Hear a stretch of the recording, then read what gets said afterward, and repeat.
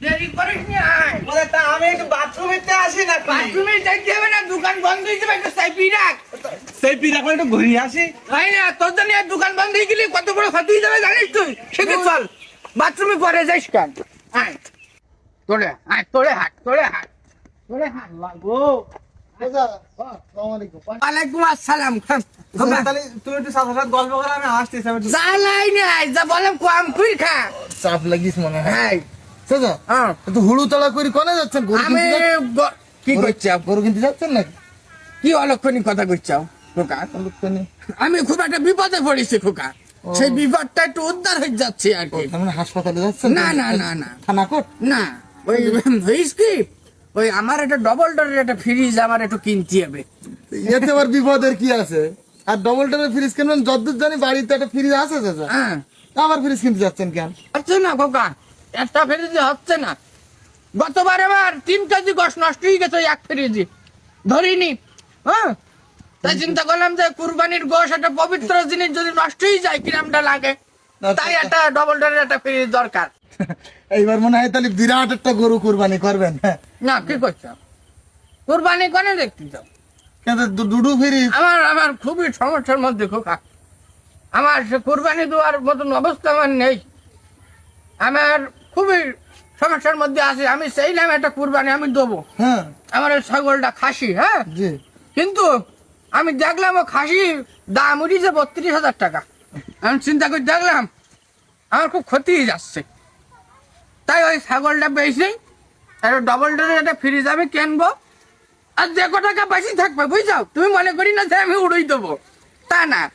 ওই যে ক টাকা বেশি থাকবে ওই ক টাকা দিয়ে আমি একটা ছোট একটা ছাগল কিনে আমি কুরবানি করতে চাইলাম। আচ্ছা, সেইলাম, কিন্তু হিসাব করে দেখলাম যে আমার গোশে মাইরিয়ে যাচ্ছে। গোশে মারি যাচ্ছে কিভাবে? হ্যাঁ, ওই ছাগলে গোশে মাইরিয়ে যাচ্ছে, কারণ আমার এমনি কুরবানি দিদি আমার গোশ হয়েছে 3 কেজি, হ্যাঁ, আর না দিলে হয়েছে 13 কেজি। এই জন্য এই যেটা লস, এই জন্য আর কি সামনের বার দেখবো। 13 কেজি হবে কিভাবে স্যার? বাড়ি তো লোক আপনারা 3 জন, আপনি চাচ্ছি আমার ছেলে। গোস্ত সর্বোচ্চ আপনার হলে হবে 5 কেজি। আর হিসিব আছে, কিসের ও হিসাব? আমি মসজিদে একটু গুনতিতে বেশি লেখাই, গুনি একটু বেশি লেখাই। আর তাছাড়া আমার ওই জামাই হ্যাঁ, মেয়ে তো আমি গিরির মধ্যে পড়ে, কারণ ঈদের সময় ওরা তো আসে আমার বাড়ি। কিন্তু ওরা তো ওদের বাসায় শুনে কুরবানি করে। করে, বাড়ি করে, আমার এখানে তো করে না। দাদা ও, তা আপনি যে নিয়ত করেছিলেন কুরবানি করবেন, হ্যাঁ, নিয়ত তো এখন না আছে, তো নিয়ত আছে, নিয়ত আছে খোকা। ছেলেটা যে কোনে গেল ওর এই নিয়ত করার পরে যদি নিয়ত ভঙ্গ করেন আপনি তো গুনাহগার হবেন। আর কুরবানি হলো আল্লাহর একটা বিধান। আপনার সামর্থ্য থাকা সত্ত্বেও যদি কুরবানি না করেন তাহলে তো আপনার প্রচুর গুনাহ হবে। আবার চলো দাঁড়া দেই। চাচা, হ্যাঁ, এজন্য আপনার কাছে অনুরোধ যে আপনি অন্তত আল্লাহর দিকে তাকে, আপনার ইমানের দিকে তাকে, সামর্থ্য যেহেতু আছে আপনি কুরবানি করেন। একদম ঠিক কথা কইছেন চাচা। এইটাই না বলো? আব্বা তো বুঝতে পারেনি। কুরবানি করতে হবে। ওই ফ্রিজের আছে বাসায় তো ফ্রিজ আছে, আপনি আবার ফ্রিজ কিনে তার ভিতরে গোস্ত ফ্রিজ রাখবেন, এটা তো ঠিক না।